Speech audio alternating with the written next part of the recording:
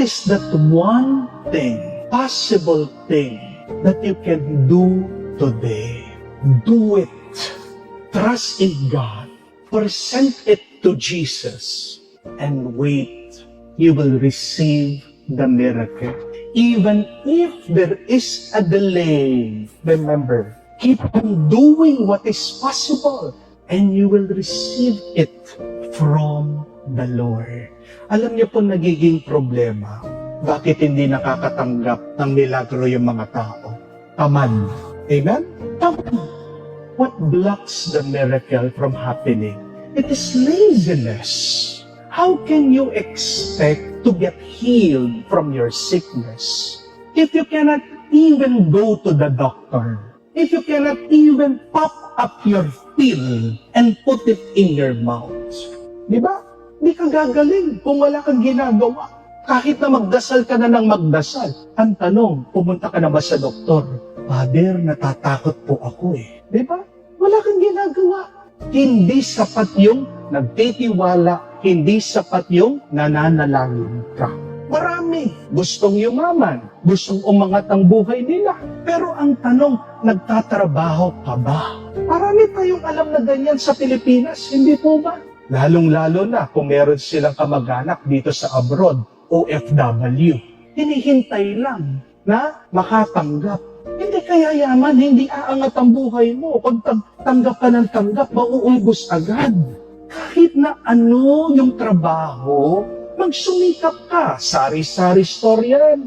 Magpadyak ka. Maneho ka ng jeep. Magtinda-tinda ka. Just do it every day. You will succeed in life. Amen? Meron po, marami lumalapit sa akin for counseling in their marriage. Father, pagdasal mo naman kami, magkaayos na kami ng asawa ko. Pero bakit hindi nagkakaayos? Bakit patuloy yung bangayan, yung away? Kasi wala silang ginagawa to improve their relationship. Palagi masasakit na salita. Palagi nag-iisip ng paraan paano ganito. I always pray together. Talk to a priest. Go to counseling. And yet, sasabihin ng babae, ayaw po eh. Pagdadasal ko na lang. Ano ang sabi ni Santiago sa kanyang sulat? Faith without works is dead. Hindi sapat yung nagdarasal na nagdarasal. Kailangan mo tapatan ng action, ng gawa, ng kilos. Amen? I ask you again, what is that one thing that you can do? Focus on that. At alam niyo pa po kung ano nagiging kalaban ng milagro. Hindi lang yung walang ginagawa, katamaran. Sometimes the opposite is true eh. Maraming ginagawa. Pag marami kang ginagawa, sigurado kang mawawala. Amen? Just do one thing. Repeat it. And you will succeed. You will receive a miracle. Eh kayo, tanong ko sa inyo, ano yung isang bagay? Mag-focus ka lang dun. Huwag sobrang dami.